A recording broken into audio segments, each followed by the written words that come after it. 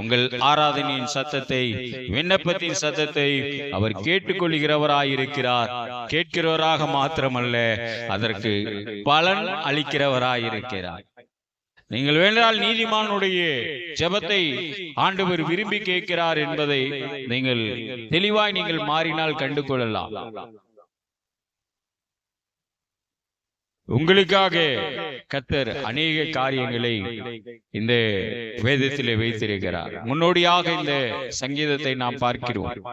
இந்த சங்கீதத்தை நாம் விசுவாச பார்வையிலே பார்க்கும்போது, இந்த தேவன் உங்களை எப்படி வழி நடத்துகிறார் என்று பார்க்கும்போது, 4ஆம் வசனத்தை பார்க்கும்போது, தேவனை பாடி அவருடைய நாமத்தை என்ன செய்யுங்கள்? கீர்த்தனம் பண்ணுங்கள், வழியை ஆயத்தப்படுத்துங்கள். அவருடைய நாமம் என்னங்க?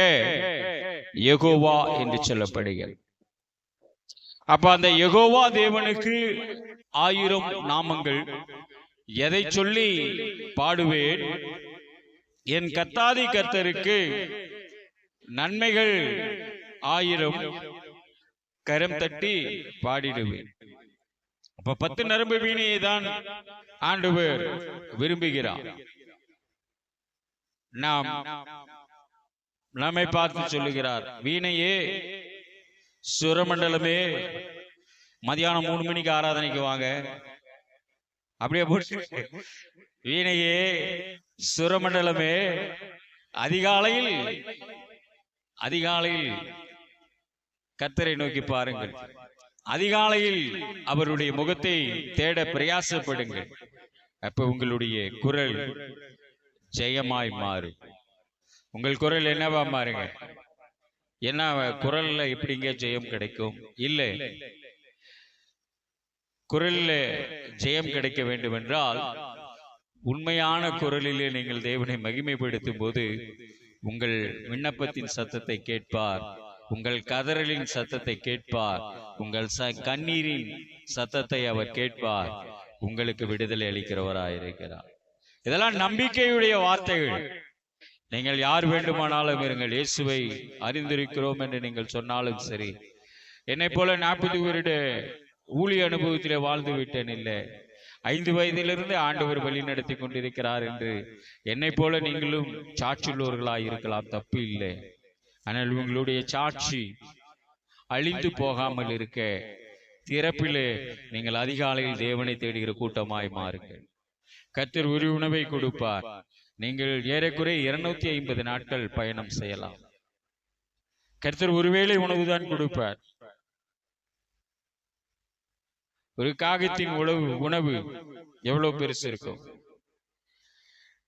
நம்ம வயிறு ஏறக்குறைய 7 மீட்டரால் ஆகப்பட்டு இருக்கிறது மனிதனுடைய வயிறு. அந்த 7 மீட்டரை நம்ம 10 மீட்டரா கூட, இன்னைக்கு 12 மீட்டரா கூட வச்சிருக்கிறாங்க, வளர்த்திருக்கிறாங்க.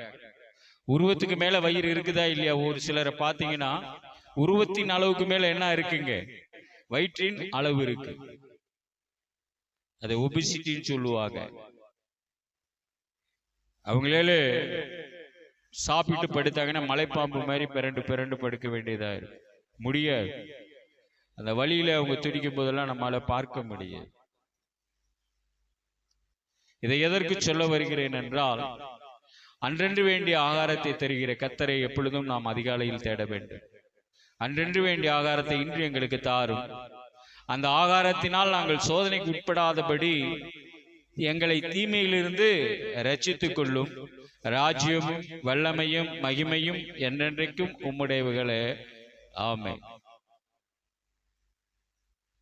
இதெல்லாம் ஆவிக்குரிய வார்த்தைகளை நம்முடைய ஜெபத்திலே தினந்தோறும் பரமநில ஜெபத்தை நீங்கள் பயன்படுத்துங்கள். இன்னைக்கு சொல்லி தராங்க அந்நிய பாஷையில தேவனை மகிமைப்படுத்துங்க. அதுவும் தப்பு சொல்லலை. நான் பாஷை இருக்கிறது, இல்லை என்று நான் சொல்லவில்லை.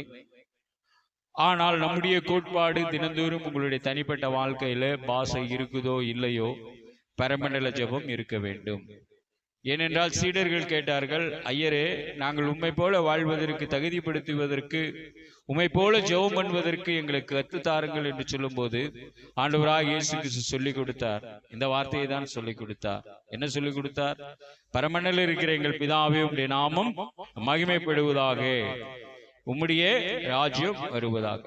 அப்ப இந்த நீதிமானுடைய கூடாரத்தின் செழிப்புகளை குறித்து பழைய ஏற்பாட்டின் காரியத்தை நாம் இப்பொழுது பார்த்து முடித்தோம்.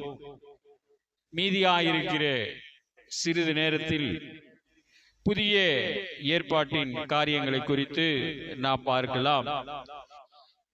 கிருபையான வார்த்தை நிறைந்த எபிரேயர் 11ஆம் வசனத்தின் முதல் 3 வசனம், விசுவாசமானது நம்பப்படுகிற காரியங்களின் உறுதியும் காணப்படாதவைகளின் நிச்சயமாயிருக்கிறது. முன்னோர்கள் அதனாலே நற்சாட்சி பெற்றார்கள். விசுவாசத்தினாலே நாம் இவ்விதமாய் போதும். இந்த நிருபத்தின் ஆசிரியர் பவுல் என்று சொல்லுகிறார்கள், எபிரேயனாய் இருக்கிறார். அதே நேரத்தில் இது வேறு தேவனே நேரடியாக எழுத வாய்ப்பு கொடுத்தார்கள் என்று சொல்லுகிறார்கள். ஆனால் இது கட்டுக்கதை அல்ல. இந்த புஸ்தகம் யூத மக்கள் விசுவாசத்தை விட்டு விலகும் போது, உலக சூழ்நிலையில் அவர்கள் சிக்கிக் கொள்ளும் போது பரமபிதா அவர்களுக்கு நினைப்பூட்டுகிறார். அல்லேலூயா, அல்லேலூயா, அல்லேலூயா.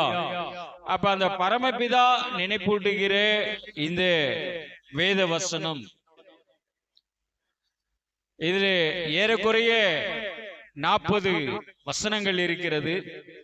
இந்த 40 வசனமும் 39 புஸ்தகங்கள் உள்ளடக்கியது. ஏன்னா இருக்கிறது 40 வசனம், எங்கெங்க 39 புக் இருக்குது நீங்க பாத்தீங்கன்னா, பழைய ஏற்பாட்டின் புஸ்தகம் எவ்வளவுங்க?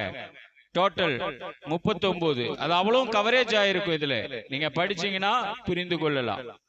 இதை நீங்க 40 தடவை படிச்சாலும் சரி, 39 பிளஸ் பரிசுத்த ஆவியானவர், கரங்களை தேட்டிங்க, அவ்வளவுதான் 40. 39 + 1, அவ்வளவுதான்.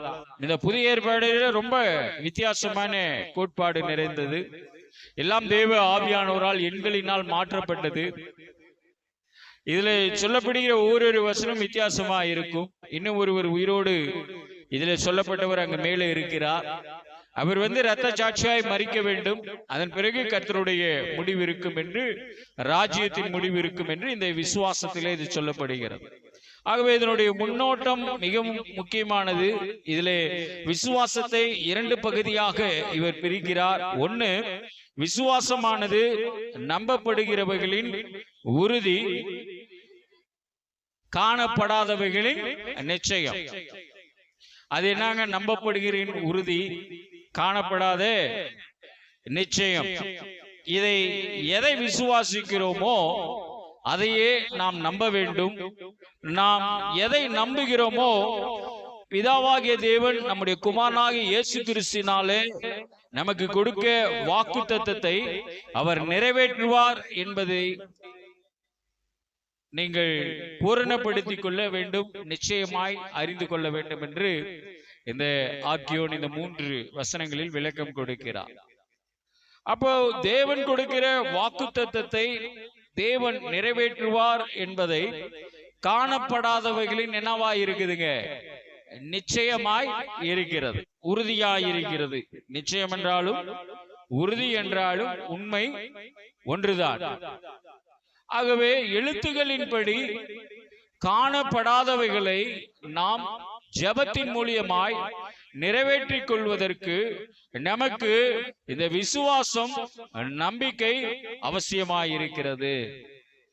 வசனம் சொல்லுகிறது, விசுவாசம், நம்பிக்கை, அன்பு, இவைகளில் எது பெரியதுங்க? அன்பே பெரியது. அப்போஸ்தலனாகிய பவுல் கொரிந்து சபை மக்களுக்கு சொல்லிக் கொடுத்தார். இன்னைக்கு தேவன் பேர்ல அன்பு இல்லை, தேவன் செய்வார் என்கிற ஒரு நம்பிக்கை இருக்கு. ஆனா அதுவும் அவிவிசுவாசத்தினாலே கட்டப்படுகிறது. அந்த அவிவிசுவாசத்தை நீங்கள் எடுத்து போடும் போதுதான் உங்கள் நம்பிக்கை காணப்படாதவைகளின் நிச்சயமாய் இருந்தாலும் அது தேவன் உங்கள் கண்ணார காண கர்த்தர் அதை நிறைவேற்றி கொடுப்பார். அவ்வளவுதாங்க. ஏதோ 10 நிரம்ப கொண்டு வந்திருந்தீங்கன்னா தட்டிங்க. எனக்காக தட்ட சொல்ல. பிபி குறைஞ்சிருக்குது உங்களுக்கு, அப்படியே தூங்கி கீழே விழுந்துட்டீங்கன்னா பின்னாடி வெயிட்டு தாங்காம அவங்க அடுத்த வாரம் வராம போயிடுவாங்க. அதுக்காக சொல்றேன், நல்ல ஃப்ரீயா உட்காருங்க. கர்த்தருடைய வார்த்தையை மனதார கேளுங்க. மனதார கர்த்தருடைய வார்த்தையை புரிந்து கொள்ளுங்க. நான் உங்களுக்கு நல்ல நிதானமான தூய தமிழ்ல பேசுறேன். நான் அந்நிய பாஷையில பேசல. உங்களுக்கு தெரிந்த நல்ல தூய தமிழ், அது நான் நிதானமா பேசுறேன். நேரம் குறைவா இருந்தாலும் உங்களுக்கு தெளிவான வார்த்தைகளை கொடுக்கிறேன். அப்ப அந்த காணப்படாத காரியம், இப்போ நாம் படித்த சங்கீதத்திலே அது வார்த்தை அடங்கி இருக்கிறது. கட்டுண்டவர்களை அவர் என்ன பண்றாருங்க? விடுதலை ஆக்கிறார். இந்த ஸ்தலத்தை நான் திறந்து வச்சேன். ஏறக்குறைய 30 வருடத்துக்கு முந்தைய 94 இந்த ஸ்தலத்துக்கு வந்து 10 ஊழியக்காரர்கள், நானும் ஊழியக்காரர். இது போல பைபிளை கொண்டு வந்து நானும் இதே ஸ்தலத்துல நின்று, இதே இடத்துலதான் ஃபுல் பீட் இருந்தது. இந்த இடத்துல இருந்தது ஃபுல் பீட்டு. இதுல நின்று நான் 10 ஊழியக்காரர்களை உருவினா கரங்களை உயர்த்தி ஜெபம் பண்ணி இந்த ஆலயத்தை பிரதிஷ்டை பண்ணிட்டு தான் போனேன். ஆனா அன்னைக்கு தெரியாது இந்த ஸ்தலம் புதுப்பிக்கப்படும், இந்த ஸ்தலத்துல நான் 30 வருஷம் கழிச்சு நிப்பேன்னு எனக்கு தெரியாது. நீங்க காணப்படுகிற விசுவாசத்துக்கும் காணப்படாதவைகளை நிறைவேற்றுகிற கர்த்தருடைய காரியத்துக்கும் நான் உங்களுக்கு விளக்கம் தரேன்.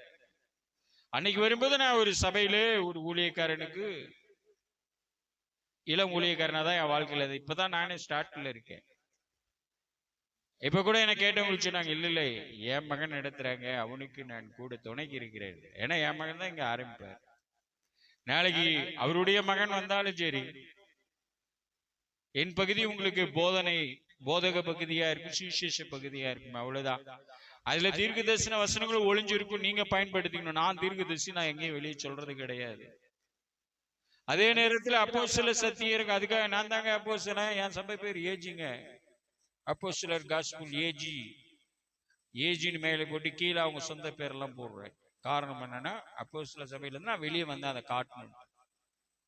நான் லுத்தரன்லயும் வாழ்ந்துட்டேன், சிஎஸ்ஐலயும் வாழ்ந்துட்டேன், ஆன்லைன்ல டிபிஎம்லயே வாழ்ந்துட்டேன். இன்னும் டிபிஎம் உறுப்பினரா இருக்கேன் ஆன்லைன்ல.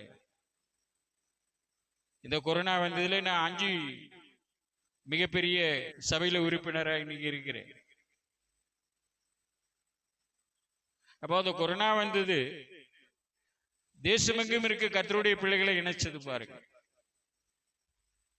இப்போ நாம் தேவனுடைய பிள்ளைகளா இருக்க வேண்டும் என்று தேவன் விரும்பும் போது காணப்படாதவைகளின் மேல் நாம் நிச்சயம் உள்ளவர்களா இருந்தால்தான் இங்கே நம்ம பார்க்க முடியாத ராஜ்யத்தை நாம் எங்க பார்க்க முடியுங்க? பரலோகத்திலே பார்க்கலாம். அதற்கு காலம் நேரம் வரும்போது தேவன் அங்கு நம்மை அழைத்து கொண்டு போவார். அப்ப விசுவாசமானது காணப்படாதவைகள் நிச்சயமாய் இருக்கிறது, உறுதியாய் இருக்கிறது. நாம் சரீர பிரகாரமான கண்களில் பல காரியங்களை காண்கிறோம், நம்புகிறோம். நம்முடைய சரீர பிரகார கண்களால் காண முடியாதவற்றை நாம் விசுவாச கண்களால் காண முடியும். அல்லேலூயா, அல்லேலூயா. தூங்காதீங்க, முடிச்சிடலாங்க. இதெல்லாம் கொஞ்சம் கஷ்டமான சப்ஜெக்ட் தான். இது நீங்க வீட்டுல நிறைய படிச்சுட்டு வந்திருந்தீங்கன்னா, இது ஒரு 40 தடவை படிச்சிருந்தீங்கன்னா எனக்கு ஈஸியா போயிடுச்சு. 39 + 1 ரைட்டு. முதல்ல 5ஆம் வசனத்துல இருந்து ஸ்டார்ட் பண்ணுவோமா அப்படின்னு ஆரம்பிச்சு முடிச்சிருக்கலாம். ஆனா இங்க நமக்கு பேஸ் இல்லை, இன்னும் கொஞ்சம் நாள் ஆகும். நீங்க அனைவரும் நல்ல வேதத்திலே ஊறி வளர்றதுக்கு தேவன் உங்களுக்கு ஆயுசு நாட்களை தரணும். நீங்க அனைவரும் மரண கண்ணிகள் இருந்து முதல்ல என்ன படுத்த பண்ணுங்க, காப்பாற்றப்படணும். அப்ப இங்க கொடுக்கிற பேஸ் உங்களை வளர்த்தி கொடுக்கும். அப்போ அதன் மூலியமாய் நீங்கள் நம்முடைய கண்களால், நீங்கள் உங்களுடைய கண்களால் இதை நீங்கள் நிச்சயத்தோடும் பார்த்து கர்த்தருடைய பிள்ளையாகிய நீங்கள் தரிசித்து நடவாமல் விசுவாசித்து நடக்க வேண்டும். என்னங்க? விசுவாசித்து நடக்க வேண்டும். அப்ப உங்களுடைய வாழ்க்கையில இந்த பழைய ஏற்பாட்டின் மனிதர்களுக்கு நடந்த அனைத்து விதமான காரியங்களும் உங்களுடைய வாழ்க்கையில் நடக்க வேண்டும் சொல்லி 4ஆம் வசனத்துல நமக்கு ஸ்டார்ட் பண்றாரு பாருங்க. விசுவாசத்தினாலே ஆபேல்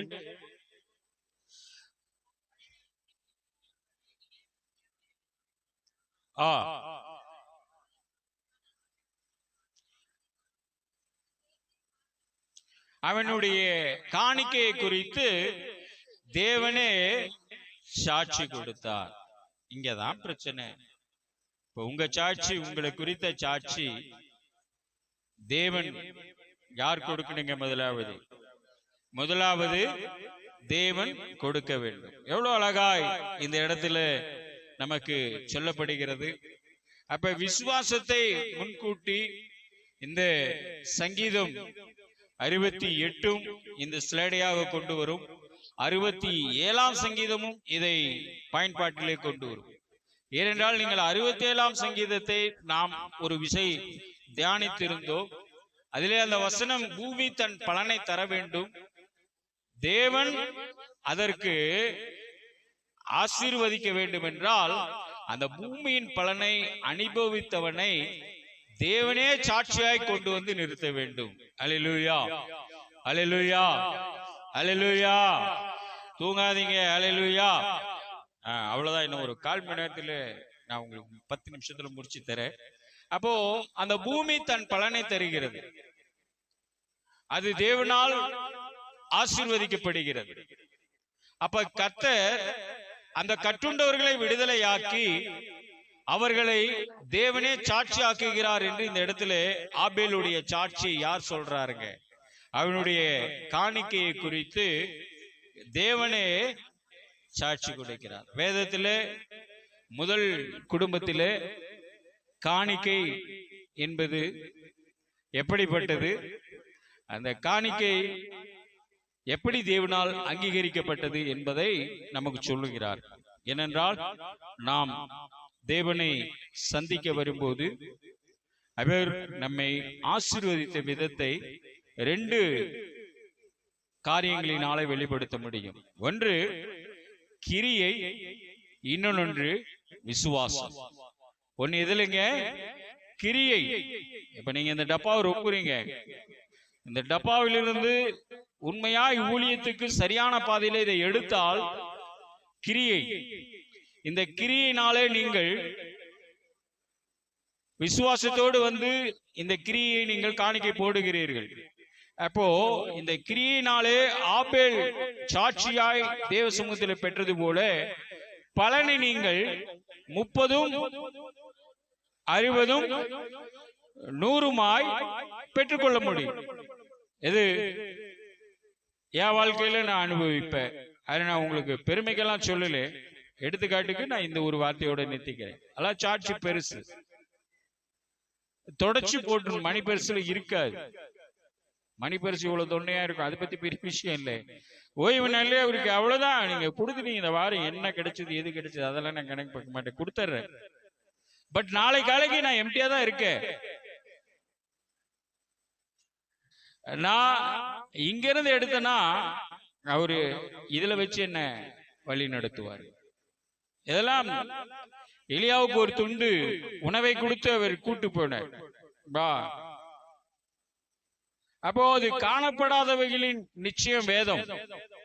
ஆனால் அதை நீங்கள் விசுவாசத்தோடு கிரியையோடு செய்யும் போது, அவர் பேரில் நீங்கள் அன்பாயிருந்து நம்பிக்கையோடு விசுவாசத்தோடு தேவனுடைய ஆலயத்துக்கு வந்து ராயனுடையதை ராயனுக்கும் தேவனுடையதை தேவனுக்கும் நீங்கள் சரிசமமாய் பிரித்து பார்ப்பீர்கள் என்றால் கர்த்தர் நிச்சயமாய் உங்கள் முகத்தை வெட்கப்படுத்த விடமாட்டார். 250 ரூபாய் பெட்ரோல் ஊத்தணும், கரெக்டா 180 இருக்கு. இந்த 180ல பெட்ரோல் ஊத்தி அந்த 180 ரூபாய்க்குள்ள நான் திரும்ப ஒரு 100 ரூபாய் எடுத்தாதான் அந்த அடுத்த ஸ்டேஷனுக்கு போயிட்டு நான் ரிட்டர்ன் வர முடியும். அட்டையெல்லாம் இருக்கும் என் வண்டியில, எத்தனை கிலோமீட்டர் பெட்ரோல் ஊத்துறேன், அது எவ்வளவு கிலோமீட்டர் போகும், எல்லா கணக்கும் இருக்கும். ஏனென்றால் எங்கேயும் தள்ளிட்டு போற வயது இல்லை. அவ்வளோ பணத்தை வச்சுட்டு சுத்துற வசதியும் இல்லை. எல்லாத்தையும் அடிச்சு கத்தர் கொண்டு வந்துட்டார். சரி ரைட், இது கத்தருடைய நாம் மகிமைப்படும், அப்படிதான் வாழ்றோம். அன்னைக்கு காலையில ஒருத்தர் 500 ரூபாய் நோட்டு சில்லறை வேணும்ட்டு என்ன தொடச்சிட்டாங்க. இப்ப என் கையில எவ்வளவு வந்துடுச்சு? எவ்வளவு வந்துடுச்சு? 500 ரூபாய். நாளைக்கு போறதுக்கு எனக்கு 220 ரூபாய்க்கு பெட்ரோல் ஊத்துனதான் ஏறக்குறைய அங்க போனா எனக்கு வசூல் வந்துடும், பயம் இல்லை. போற வழியில யாருக்காவது ஒரு 500 ரூபாய் வசூல் பண்ணிட்டேன்னா அந்த கோல் நான் முடிச்சுட்டு வர முடியும். ஜிபிஎஸ் வேற இருக்கு வேலையில. இந்த டைவர்ஸ் இது பாக்குறாங்க, டிவைஸ் எங்க போது வருது இல்ல, மேப்பை எடுக்கிறாங்க. வேலையில கொடுக்குற ஒரு குறிய சம்பளத்துக்கு எவ்வளவு பிரச்சனைகள் இருக்கு. அப்போ ஆத்தூர்னு போட்டா என் வண்டி ஆத்தூரத்தூர்னு அவசியம் கிடையாது. மெத்தனாபாளையம் டச் பண்ணிட்டா போச்சு. அதன் பிறகு ஆத்தூர் தான், 13 கிலோமீட்டர் ஆத்தூர். நான் ஏன் அது போலன்னு ஒரு கேள்வி திடீர்னு கேட்டாங்க மீட்டிங்லன்னா, ஒரே வார்த்தை, இங்க போன் பண்ணேன், டாக்டர் இல்லை நீ வர வேணான்டாரு, அதனால நான் ரிவர்ஸ் எடுத்துட்டேன். இப்போ பெத்தமநாயகம் வளையத்துல அதுக்கு என்னப்பா 12 கிலோமீட்டர் தானே, அவங்களே டிக் பண்ணிக்குவாங்க.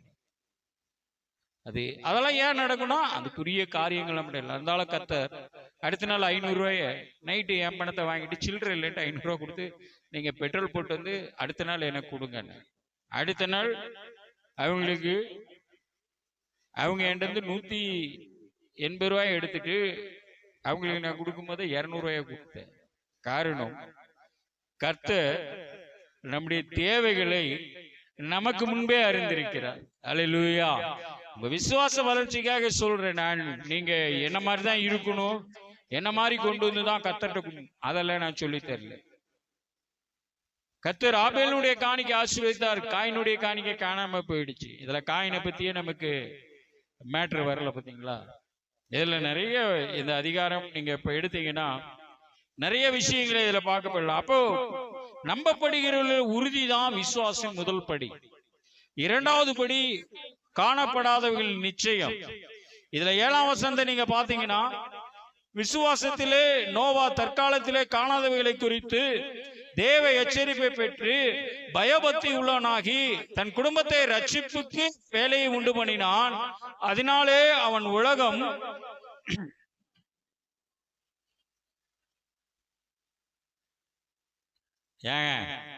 நான் உண்டு பண்ணினான்னு சொல்லி தண்ணிக்காக தாகத்துக்காக நிறுத்தினேன். அது பிறகு யாருமே படிக்க மாட்டேன்றீங்க. எல்லாம் சேர்ந்து பாருங்களேன், சேர்ந்து படிச்சீங்க.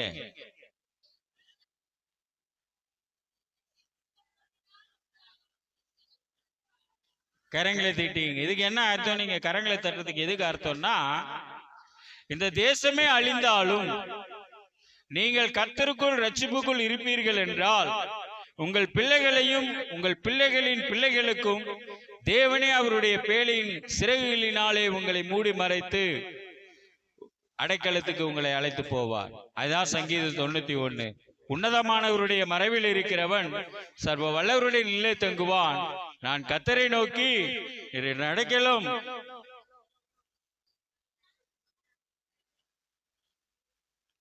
அப்போ நம்முடைய முன்னோர்களால் சாட்சி பெற்றது இந்த வேத புஸ்தகம். நம்முடைய முன்னோர்களின் சாட்சி 2ஆம் வசனத்துல நம்ம பார்க்கிறோம். அதனாலே முன்னோர்கள் நற்சாட்சி பெற்றார்கள். இப்ப நான் சாட்சி சொல்றேன், அதான் சொன்னேன். என்னுடைய வேலை பயங்கரமானது என்று பந்தா பண்ணல, கர்த்தர் கொஞ்சம் காலம் கொடுத்திருக்கிறார். அந்த காலம் வரைக்கும் ரிட்டையர்மெண்டே கிடையாது. சர்டிபிகேட்ல ஒரு தேதி, பிறந்த தேதி ஒண்ணு, வளர்ந்த தேதி ஒண்ணு, வாய்க்கு வந்தபடி எல்லாம் என் சர்டிபிகேட்டை கொலர் பண்ணி வச்சிருக்காங்க எங்க முன்னோர்கள். அதனால நான் கர்த்தர்ட்ட நற்சாட்சி பெற்றுக்கிட்டேன், நான் பெருமையா சொல்லிக்குவேன். அவ்வளவுதான். 8 வருஷம் வேலை வாங்கிட்டு, யோ வேலையில யோ உனக்கெல்லாம் இது கொடுக்க முடியாது, பிஎஃப் எல்லாம் தரல, இது கோச்சிக்காத, நீ நானும் சுதந்திரவாளின்றா முதலாளி. கொடுமை. 10 பேருக்கு பிஎஃப் எல்லாம் கொடுத்துட்டு 6 வருஷம் நான் கிராஸ் ஆயிட்டேன் அவன்கிட்ட. அவன் நான் சேரும்போது அந்த வேலையை இருந்தாலும் செய்யல, அதனால நானும் அப்படியே விட்டுட்டேன். எல்லாருக்கும் போட்டுட்டேன், உனக்கு நான் எதுவுமே ஏத்துறது இல்லை, சம்பளம் எல்லாம் ஏத்தல, நீ நானும் சுதந்திரவாளியா, அந்த கம்பெனிக்கு முதலாளி தான் நீயே, உனக்கு என்ன கஷ்டம் நான் கொடுக்குறேன். என் பக்கத்துல உட்கார்றதுக்குலாம் அருகதை வேணும், நீ வந்தாதான் இந்த மீட்டிங்கை நான் நடத்துறேன், நீ தான் என் பக்கத்துல உட்கார், நீ இல்லைன்னா என்னால் மீட்டிங்கே நடத்த முடியாது. நான் அவனுக்கு எடுத்து கொடுக்கணும். இப்ப நம்ம வேதத்தின்படி உங்களுக்கு விளக்கம் கொடுக்கிற மாதிரி அந்த ஆளுடைய சந்தேகத்தை நான் தான் போக்குவேன். இவ்வளவு செலவு பண்ற, யாரும் எனக்கு சேல்ஸ் கொடுக்க மாட்டேன்றீங்க, நம்ம அப்புறம் நான் விளக்கம் சொல்லணும், நான் தான் சொல்லணும். இதெல்லாம் நீங்க பண்றீங்க தப்பில்ல, இதுக்கு இதை செஞ்சா தானே நல்லதுன்னு நான் தான் சொல்லணும். நீ சொல்றதான் சரி, இதை எல்லாம் குறிச்சிங்கய்யா. ஆமோஸ் இப்ப கொஞ்சம் பேசுவார் அப்படின்னு ஒரு ரெஸ்ட் எடுப்பார். எல்லாம் நம்மள பயன்படுத்துறாங்க பாருங்க. அதுக்காக நான் சொல்ல வரேன், எதுவுமே ஒண்ணும் இல்லை. ஆனாலும் ஒன்னே ஒண்ணு, இந்த வேதத்தினுடைய காட்சிகளை நீங்கள் மறவாமல் வாழ கத்துக்கொள்வீர்கள் என்றால் தேவன் உங்கள் முகத்தை வெட்கப்படுத்த விட மாட்டார். அதுதான் நான் கத்துக்கிட்டது. எனக்கு நீ போனஸ் தரணும், எனக்கு போன வருஷம் எனக்கு எல்லாம் போனஸே கிடையாது. எல்லாருக்கும் போயிட்டு என்னை கூப்பிட்டு சொன்னார், நான் வசனத்தின்படி எல்லாரும் நல்லா இருங்க, இந்த காசு வாங்கினவங்க எல்லாம் நல்லா இருங்க. கேட்டா போனஸ் இல்லைன்னா, உனக்கு சேல்ஸே இல்லப்பா, உனக்கு ரொம்ப கம்மியா போயிடுச்சு, நான் உனக்கு தரணும் தான் நினைச்சேன், நீ உனக்கு ரொம்ப கம்மியா பண்ணிட்டேன். அதை பத்தி எல்லாம் ஒண்ணு இல்லைங்க, பரவாயில்லைங்க, டைமுக்கு சம்பளம் போறீங்களா, அதே பெரிய விஷயம், அதே எனக்கு போனஸ். அவ்வளவுதான் வாழ்க்கை.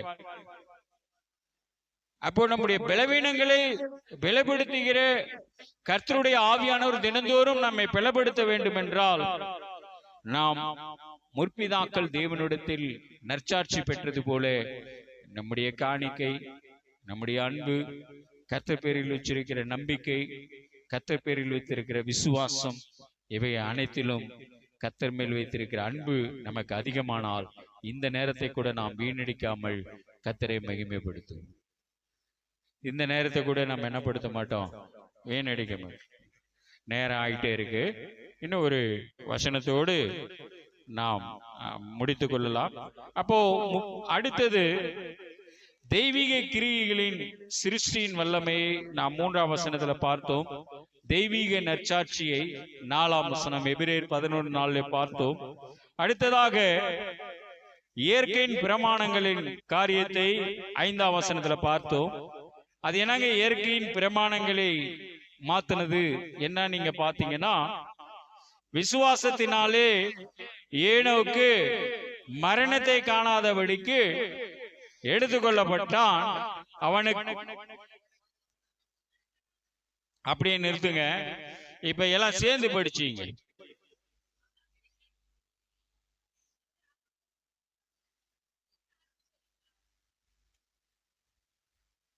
நீங்க முடிந்தளவு சாட்சி பெற்றவர்களாய் வாழ பிரயாசப்படும்.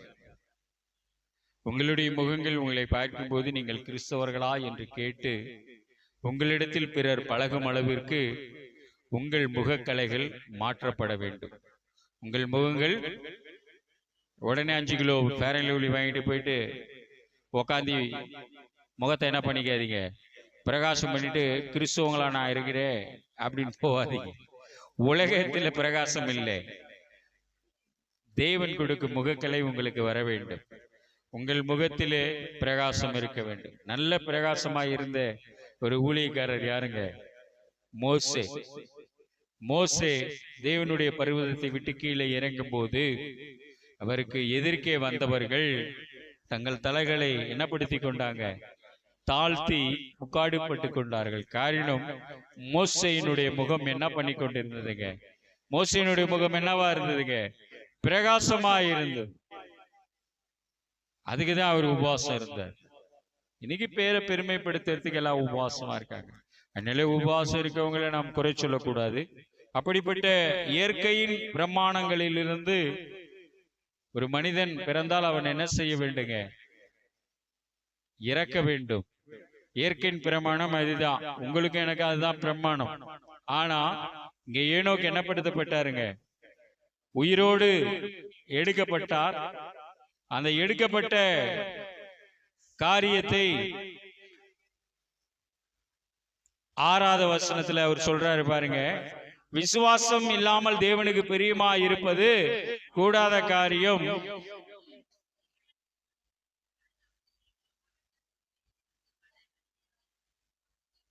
இதுதாங்க இன்னைக்கு தேவை. அவர் உங்களை, நீங்கள் கட்டுண்டவர்களாய் இருந்தால் உங்களை விடுதலையாக்க வேண்டும் என்றால் இப்ப நீங்க உங்க மனன வசனத்தை கடந்து வந்தீங்கன்னா, தேவன் தனிமையானவர்களுக்கு வீடு வாசல் ஏற்படுத்தி கற்றுண்டோர்களை என்ன பண்றாருங்க, விடுதலை ஆக்குகிறார். இப்ப ஏனோக்கு மரணத்திலிருந்தே விடுதலை ஆக்கி விட்டார். எப்படி இங்க போட்டிருக்குதுங்க வசனம், அந்த கடைசி 5ஆம் வசனத்தின் கடைசி பகுதியும் 6ஆம் வசனத்தின் கடைசி காரியத்தை நீங்க ஒன்னாக்கப்படும் போது, தேவனுக்கு பிரியமானவன் என்று அவன் எடுத்துக்கொள்வதற்கு முன்னமே சாட்சி பெற்றான். விசுவாசம் இல்லாமல் தேவனுக்கு பிரியமாயிருப்பது கூடாத காரியம். ஏனென்றால் தேவனிடத்தில் சேருகிறவன்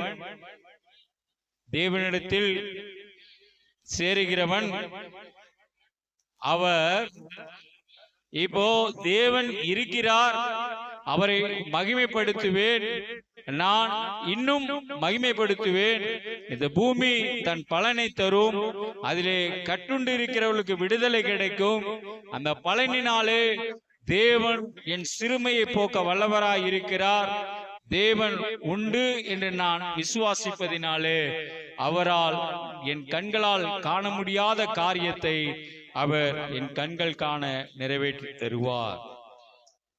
அவ்வளவுதான். நல்லா கை தட்டினா முடிச்சு விட்டுறேன்.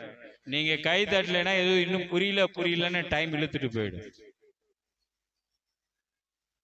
ஆகவே இதனுடைய மீதி வசனங்களின் தொடர்ச்சி நாம் அடுத்த வாரம் பார்க்கலாம். இதுவரை பார்த்த வார்த்தை மறந்துடாதீங்க. அவரை தேடுகிறவர்களுக்கு,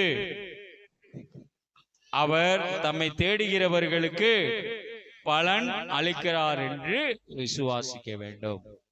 இந்த 4 மாதங்கள் உங்களுடைய விசுவாசம் எப்படிப்பட்டதா இருந்ததோ அதிலே குறைவு இருக்கிறதுனாலே ஆவியானவர் இந்த சங்கீதத்தோடு இந்த எபிரேயத்தை இணைத்தாரோ எனக்கு தெரியாது. ஆனால் அதற்குரிய வசனம் இது. இந்த சங்கீதத்தை நீங்கள் முழுமையாய் வாசித்திருந்தால்தான் நாம் முழுமையாய் உங்களுக்கு வியாக்கியானம் கொடுக்க முடியும். ஆனாலும் கர்த்தருடைய ஆவியானவர் நீங்கள் வாசித்த 18 வசனத்தின் நடுவிலே ஒரு அருமையான மனன வசனத்தை கொடுத்தார்.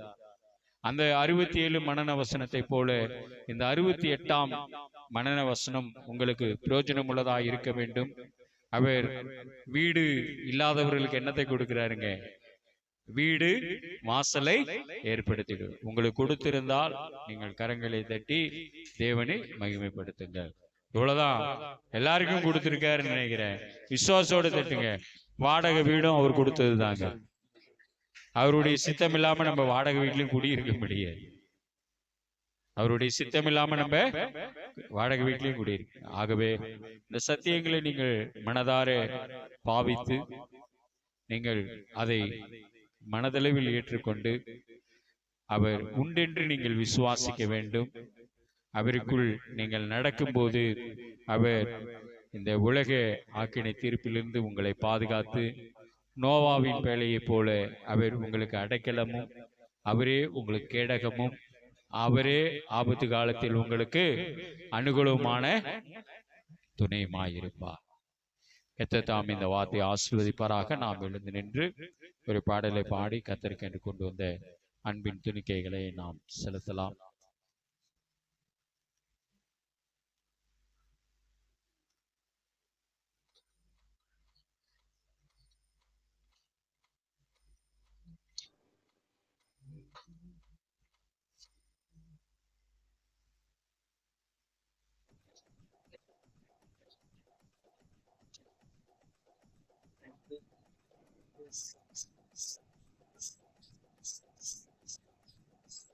வாழாமல் என்னை என்னை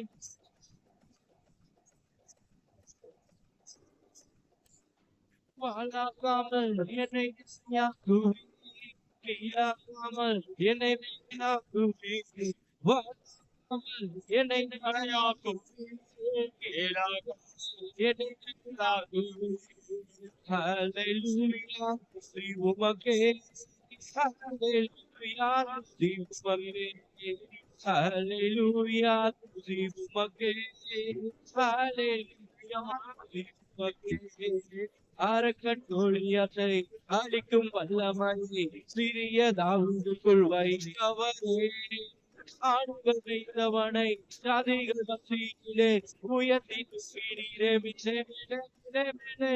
அரக்கன் கோலியாத்தை அழிக்கும் வல்லமையை சிறிய தாவீதுக்குள் வைத்தவரே. ஆடுகள் மேய்த்தவனை ஜாதிகள் மத்தியிலே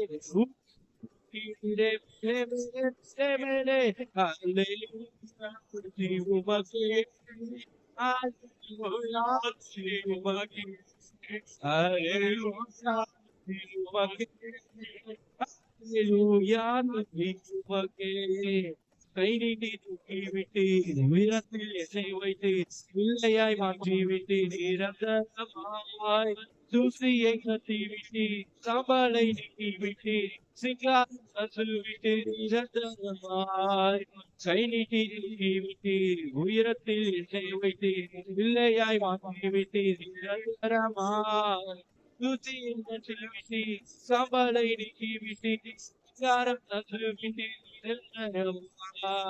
Hallelujah, be umaga. Hallelujah, be umaga. Hallelujah, be umaga. Hallelujah, be umaga. Father, என்னை இளையாக்கி என்னை இளையாக்கி என்னை இளையாக்கி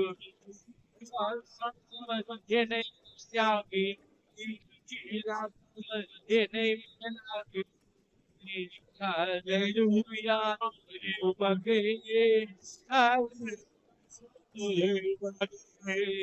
Hallelujah, umaga.